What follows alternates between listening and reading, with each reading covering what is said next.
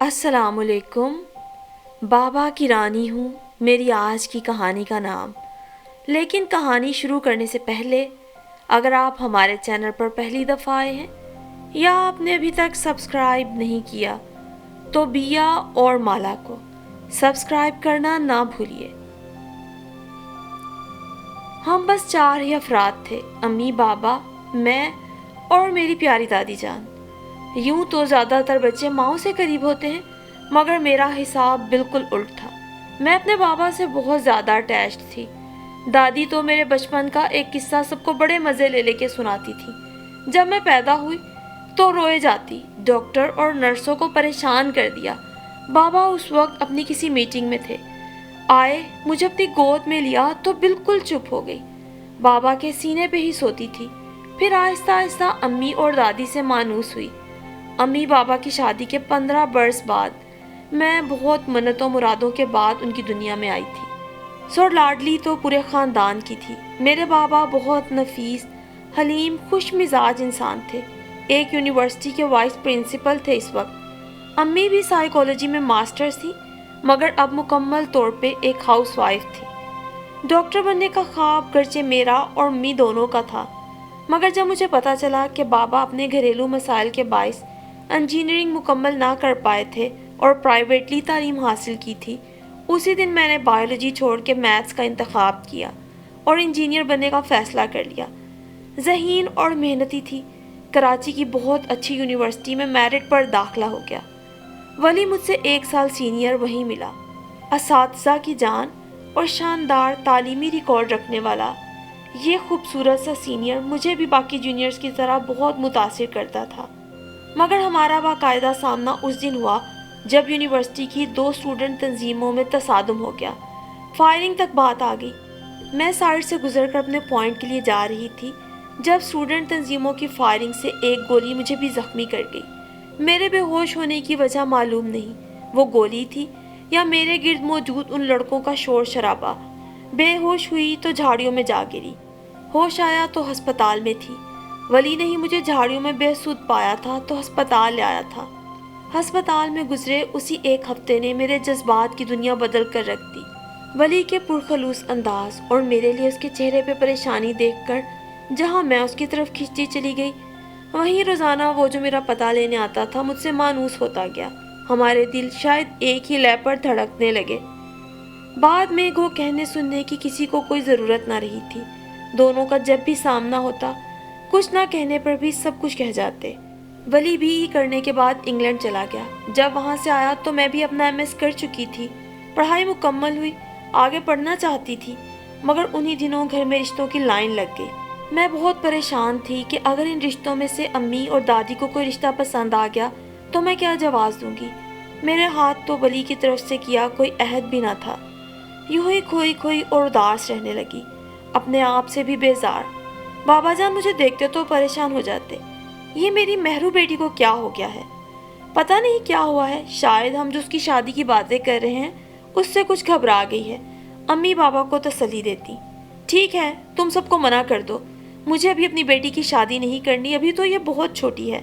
بابا نے بھی اپنا فیصلہ سنا دیا۔ ایسی ہی ایک اداس شام میں واٹس ایپ پر ولی کا میسج آیا، کیسی ہو؟ میری آنکھوں میں آنسو آ گئے، سمجھ نہ آیا کیا جواب دوں۔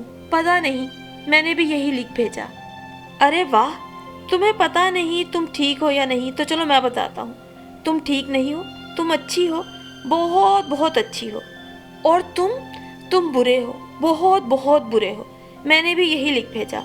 یوں دونوں کے درمیان میسج کا کھیل شروع ہو گیا، جس کا اختتام ایک دن ولی کے میسج پر ہوا۔ شام میں ممی پاپا تمہیں دیکھنے آ رہے ہیں۔ میں نے جب امی کو بتایا کون کیوں کے سوالوں کے جواب پر، میرے چہرے پہ موجود ایک شرمیلی مسکراہٹ نے انہیں سب بتا دیا۔ پھر امی نے ہی سب سنبھالا۔ شام کی چائے پر لطف رہی۔ ولی کے ممی پاپا کو ملنے کے بعد امی بابا اور دادی کے جو تاثرات تھے وہ مجھے تب تو سمجھ نہ آئے، کیونکہ تب میرے ذہن پر عشق کا بھوت سوار تھا۔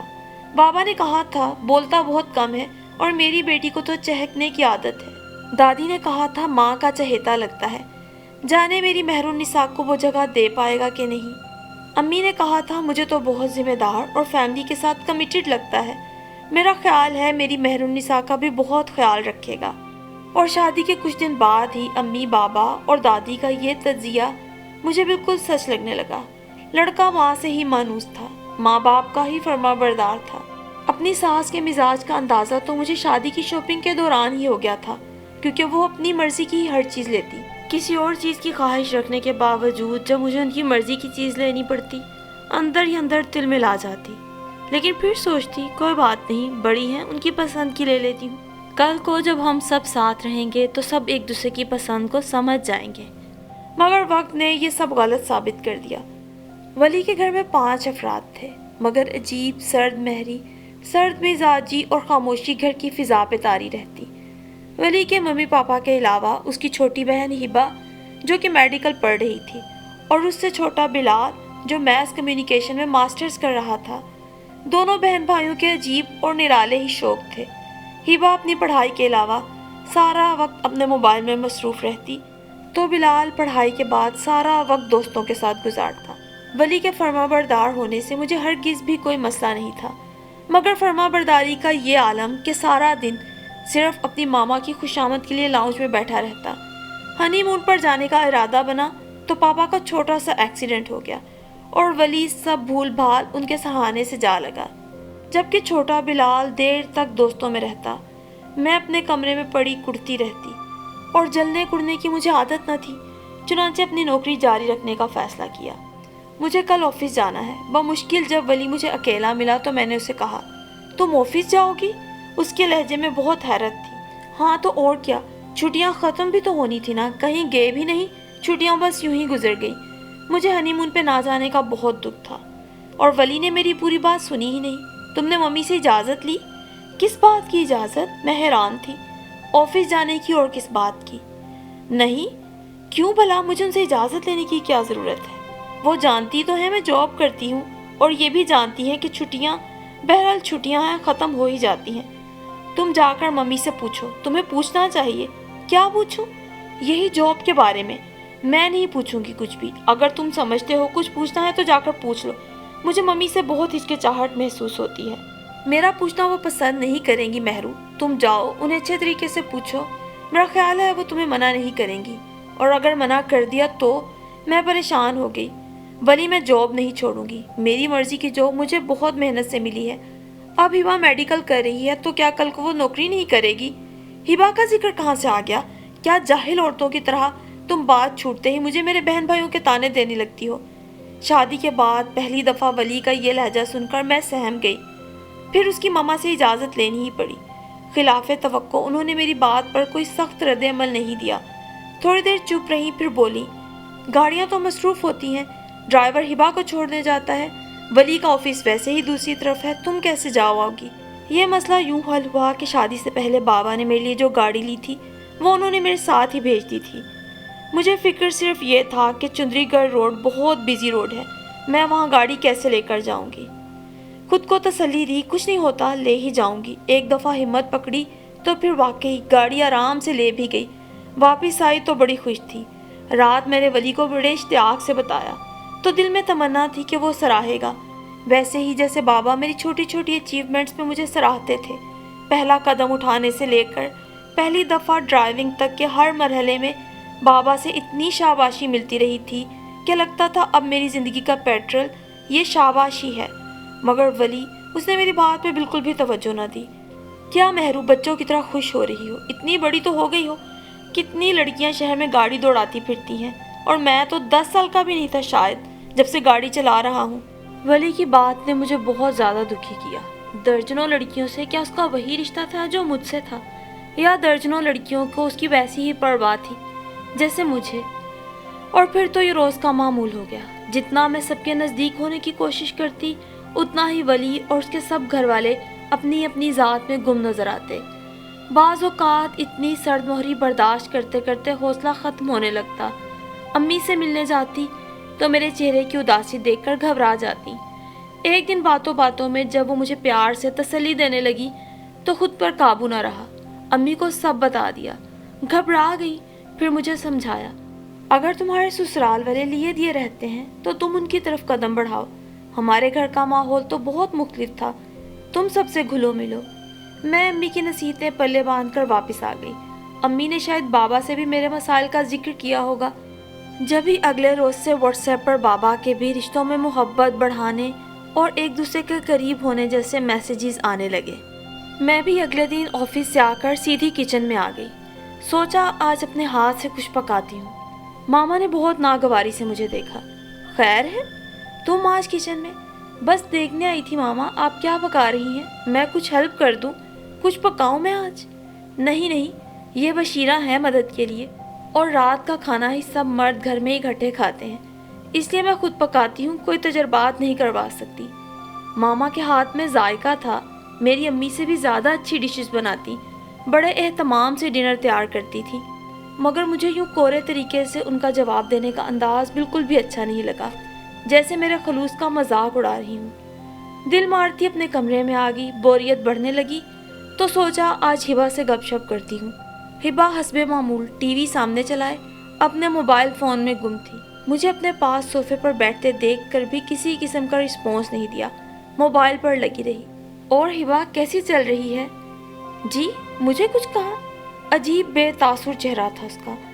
हाँ वो, अच्छा आपको कुछ देखना होगा, ये ले रिमोट मेरी तरफ बेरुखी से उछाल कर अजीब रूखे फीके एक्सप्रेशंस देती वहाँ से अपने कमरे में चली गई।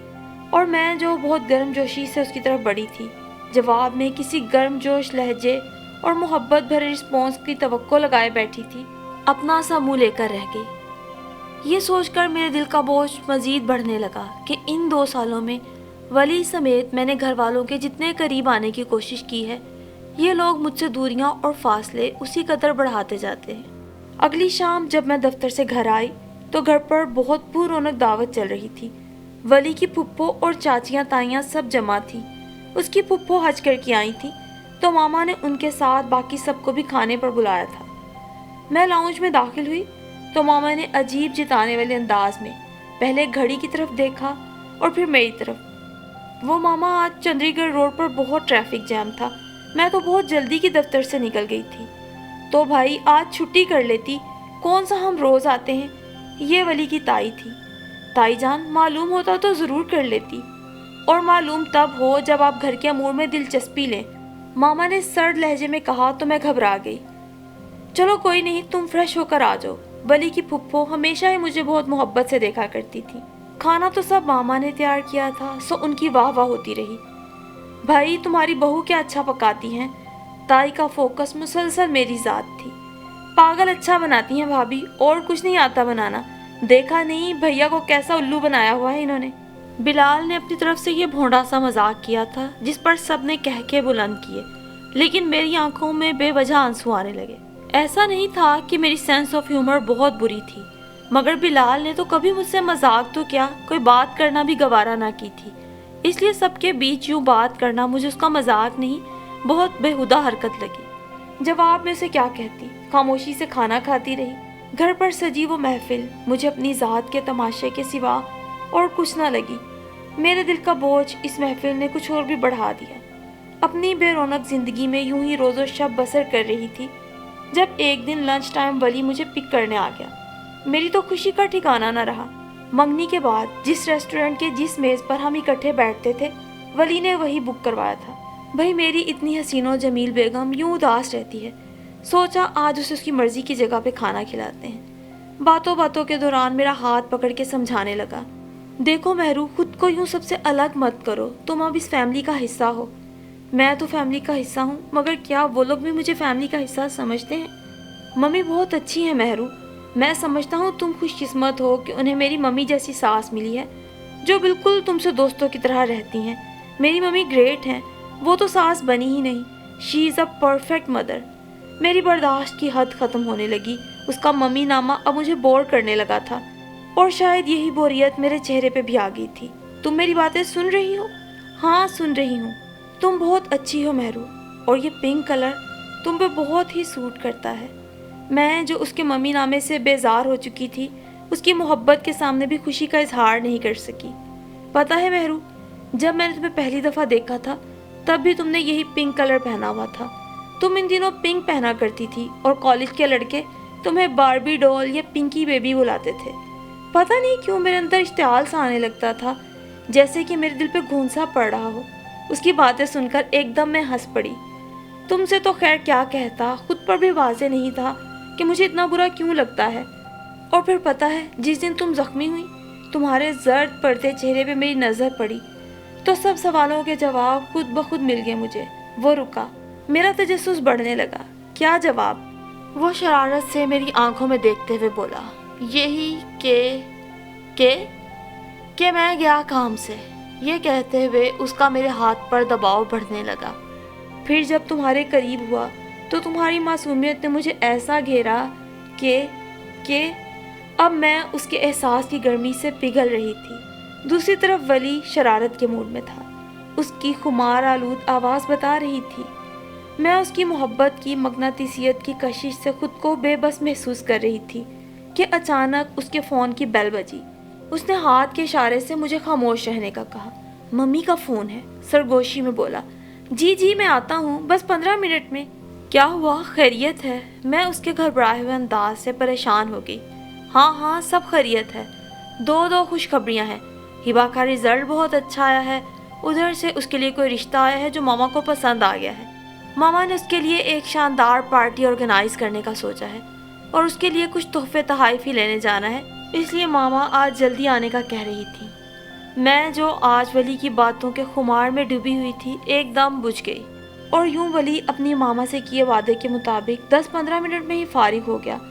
جھٹ پٹ بل پے کر کے تقریباً دوڑتا ہوا اٹھا۔ یہ بھی نہیں دیکھا کہ میں ابھی کھانا کھا رہی تھی۔ واپسی پر گاڑی میں بالکل خاموشی رہی۔ میں شیشے سے باہر دیکھتی رہی۔ ولی مسلسل زیادہ ٹریفک پر غصہ اتارتا رہا۔ دفتر پہنچی تو سب بہت حیران ہوئے، اتنی جلدی آ گئی؟ میری کولیگ امبرین نے پوچھا۔ ولی کی ممی کو کوئی ارجنٹ کام پڑ گیا تھا، شاید میری آواز میں آنسوؤں کی نمی شامل تھی۔ تو امبرین حیران ہوئی۔ تو کیا؟ وہ ماماز بوائے فوراً بھاگا۔ تم بیوی ہو اس کی، کوئی گرل فرینڈ نہیں ہو۔ وہ اپنی ممی کو بتا دیتا کہ تمہارے ساتھ لنچ کر رہا ہے۔ اتنی ہمت کہاں ہے اس میں؟ تم صبر کر کے آ گئی۔ میں ہوتی تو ولی اور اس کی ممی دونوں کا حشر کر دیتی۔ امبرین واقعی ایسی تھی، مگر میں ایسی بالکل نہیں تھی۔ ہبا کا رزلٹ اور رشتہ دونوں اکٹھے آئے تھے۔ خوشی کا دن تھا۔ میرا دل گرچہ اداس تھا، مگر سوچا اس کے لیے کچھ لے کے جانا چاہیے۔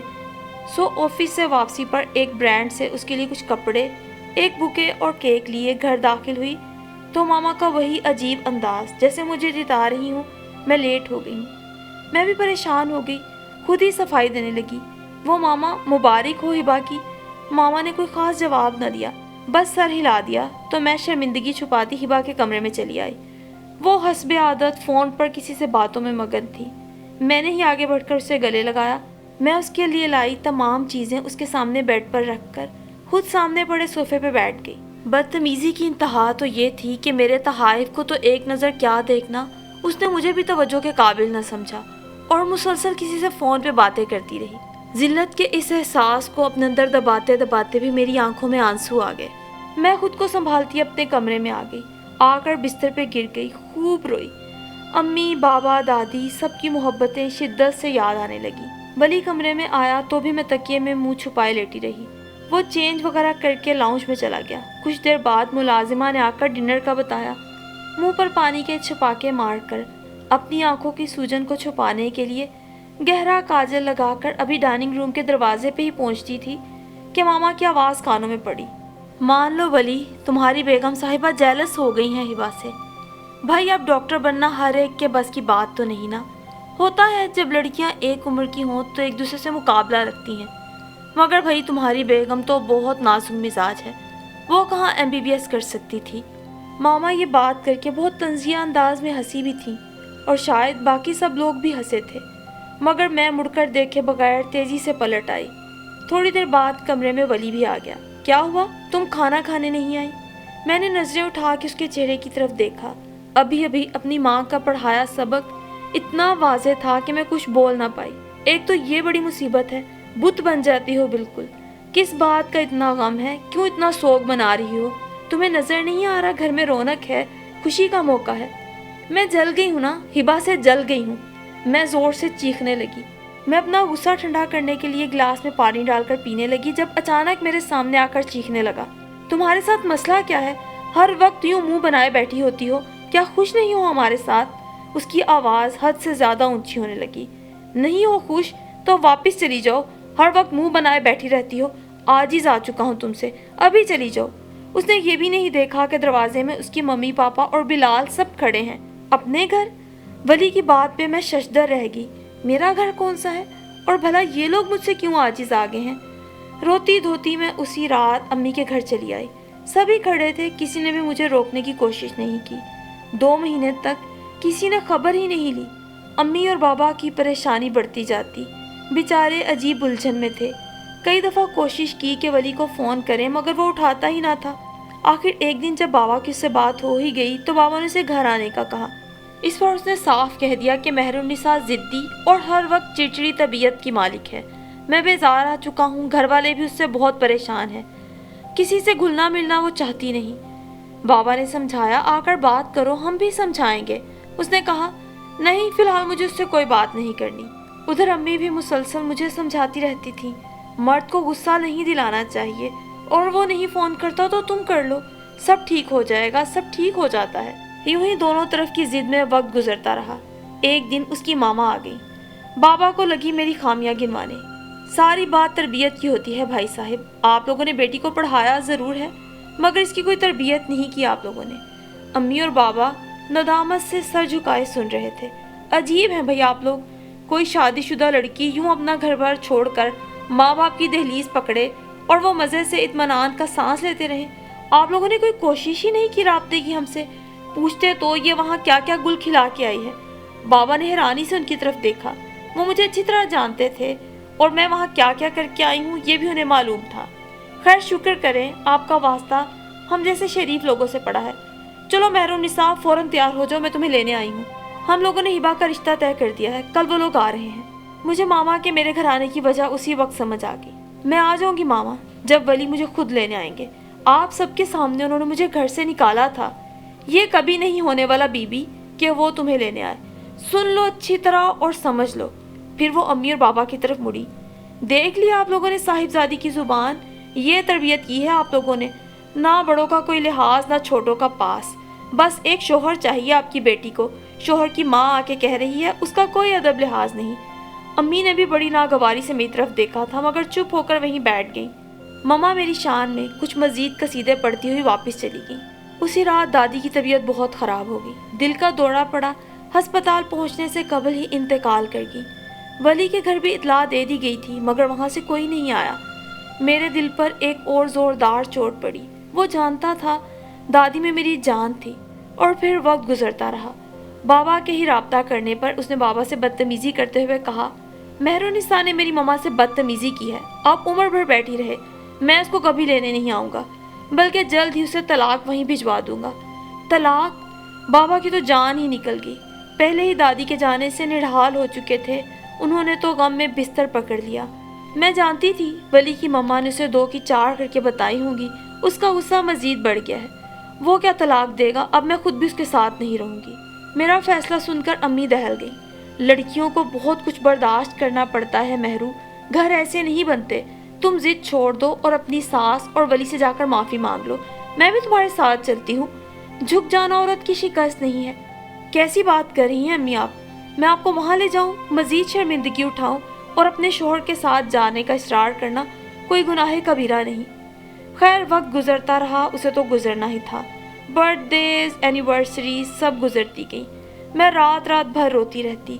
सब बातें एक तरफ, मगर दिल, मैं उसे कहाँ बहलाती, कैसे उसे समझाती कि मोहब्बतों का दावेदार मुझे भूल गया है। इस दौरान यूनिवर्सिटी के कुछ मुश्तरका दोस्तों ने भी कोशिश की, मगर वली का रवैया बहुत सख्त देखा। सब अहवाल वो मुझे सुना देते। देखते ही देखते सालों पे साल गुजरने लगे। तब एक दिन मेरे दोस्तों ने ही मुझे ये समझाया, अगर तुम बिला वजह उसके नाम के साथ जुड़ी नहीं रहना चाहती हो तो अपनी ज़िंदगी बर्बाद मत करो। अपने दिल से पूछो और एक फ़ैसला लेकर एक तरफ बात लगा दो। और फिर वाकई मैंने बहुत दिन सोचा कि मैं क्या करूं, किससे मशवरा करूं। अम्मी और बाबा तो हरगिज़ भी तलाक या खुला के ऊपर राज़ी ना होते। बिल आखिर मुझे अपने दिल की मान कर खुला का नोटिस भिजवाना ही पड़ा। नोटिस मिलने के दूसरे ही दिन वली आ गया मुझसे मिलने के लिए। अम्मी तो फ़ौरन पिघल गई। वो मुझे फ़ोन भी करने लगा, लेकिन मैंने उसका फ़ोन रिसीव करने اور اس سے ملنے سے صاف انکار کر دیا۔ مجھے اس کی اب کوئی ضرورت نہیں رہی تھی۔ تمام کارروائی مکمل ہو گئی، وقت گزر گیا، خلا ہو گئی۔ میں نے خود کو بہت مصروف کر لیا، اپنے ماں باپ کو خوش کرنے کے لیے پھر سے اپنی ڈریسنگ اور اپنی شخصیت پر توجہ دینے لگی۔ دفتر میں بھی دلچسپی بڑھا دی، سو تھوڑے وقت میں ہی پروموشن مل گئی۔ اب میں دوستوں کے ساتھ اکثر لنچ اور ڈنر کرنے بھی باہر جاتی تھی۔ بابا کی طبیعت بہت خراب رہنے لگی تھی، امی بھی بہت رنجیدہ تھیں۔ مجھے اکیلا دیکھتی تھیں تو انہی دنوں میری دوسری شادی کی بات چھیڑ دی۔ پلیز امی، میں اب شادی نہیں کروں گی، کبھی بھی نہیں۔ میں کسی اور مرد کو اپنی زندگی میں برداشت نہیں کر سکتی۔ تو جب ولی کے نام پہ ہی مرنا جینا تھا تو یہ سب کیوں کیا؟ ہماری تو موت بھی اب مشکل ہو گئی ہے، ہر دم یہی خیال رہتا ہے تمہارا کیا ہوگا بعد میں۔ بیٹا، یہ دنیا عورت کے لیے بہت مشکل ہے، ہماری بات مان جاؤ۔ 4 سال گزر چکے ہیں، اب ہم دونوں بیمار ہیں، کیا کریں گے؟ امی تو ہمیشہ کہتی تھی، مگر اس شام جب بابا میرے پاس آئے، اپنا مضبوط ہاتھ میرے سر پہ رکھا۔ مہر النساء، تم اپنے بابا کی جان ہو، جانتی ہو نا تم؟ جی، میں مسکرائی۔ تم خوش نظر آتی ہو تو جیسے میری سانسیں بڑھ جاتی ہیں، تم اداس ہوتی ہو تو سانسیں اکھڑنے لگتی ہیں۔ وقت نے مجھے اور تمہاری ماں کو توڑ کے رکھ دیا ہے، ہم دونوں اپنی مسلسل بیماریوں سے پریشان ہیں۔ ایک طرف تمہاری سونی زندگی ہماری پریشانی کو بڑھا رہی ہے۔ اب میں تم سے ایک درخواست کرنے جا رہا ہوں، انکار مت کرنا۔ بابا، میں ان کی شکل دیکھ کر بہت دکھ سے بولی، ہاں میری جان، کل میں نے کسی کو گھر بلایا ہے، تم مل لو، اور پھر میری بیٹی، میری گڑیا، اپنے ماں باپ کی مشکل آسان کر دو، میں تمہارا احسان مند رہوں گا۔ بابا نے اپنی آنکھوں میں آئی نمی کو چھپاتے ہوئے مجھے کہا۔ وہ رات میں نے بہت مصیبت میں گزاری۔ دوسرے دن چھٹی تھی، سارا دن گھر میں رہی۔ رات اور دن بار بار ولی کا چہرہ میرے سامنے آتا رہا۔ کبھی کبھی تو لگتا میں اسے کیسے بھول پاؤں گی، کہیں سے وہ واپس آ جائے۔ اسی شام ذیشان مجھے ملنے آ گیا۔ اسے دیکھ کر میں حیران ہوئی، کیونکہ بابا ہی کی یونیورسٹی میں وہ ایک بہت اچھا پروفیسر تھا۔ بابا کا ہی اسٹوڈنٹ رہا تھا، MBA کر کے باہر چلا گیا تھا، وہیں سے کچھ کورسز کیے تھے اور دوبارہ آ کر یہیں یونیورسٹی میں نوکری پر لگ گیا تھا۔ امی، بابا اور دادی سب اس کے بارے میں بہت تعریفیں کیا کرتے تھے۔ وہ بابا اور امی کا بڑا فیورٹ انسان تھا۔ مہر النساء، مجھے آپ کی علیحدگی کا سن کر افسوس ہوا، مگر ہر انسان کا دل عزت اور محبت حاصل کرنے کو چاہتا ہے، یہ اس کا حق بھی ہے۔ میں پتہ نہیں کب سے چاہتا تھا آپ کو، مگر مجھے بات کرنے میں دیر ہو گئی اور آپ کی شادی ہو گئی۔ میں آپ کے بابا کے ساتھ کافی عرصے سے کام کر رہا ہوں۔ آپ کے بابا ایک نفیس انسان ہیں اور ایسے انسان نایاب نہیں کامیاب ہیں۔ میری آرزو ہے کہ میں ان کا بیٹا بن جاؤں، اگر آپ اجازت دیں۔ میرا وعدہ ہے کہ آپ کو میرے گھر میں عزت اور محبت دونوں ملیں گی۔ اس کی بات سن کر میں وہاں زیادہ دیر ٹھہری نہیں رہ سکی، تیزی سے اٹھ کر ڈرائنگ روم سے باہر آ گئی، کیونکہ آنکھوں سے باہر آتے آنسوؤں پر میرا قابو نہیں رہا تھا۔ رات چپ چاپ گزرتی گئی، میں پوری رات جاگتی رہی۔ امی اور بابا کی آرزو، ذیشان کی باتیں سب اپنی جگہ، مگر یہ دل، اس میں تو شاید وہی بے وفا اب تک قبضہ جمائے بیٹھا تھا۔ میں خود کو ڈانٹنے لگی، اب میرا اس سے کیا رشتہ رہ گیا ہے باقی؟ مگر وہ میرے اعصاب پر سوار رہا۔ صبح ہوئی، آفس پہنچ گئی، مگر تصور اور تصویر ادھر ادھر ہو ہی نہیں رہی تھی۔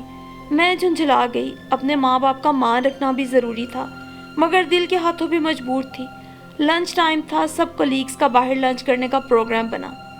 ابھی کھانے کا آرڈر دیا ہی تھا کہ میری نظر اس کارنر کی میز پر پڑی۔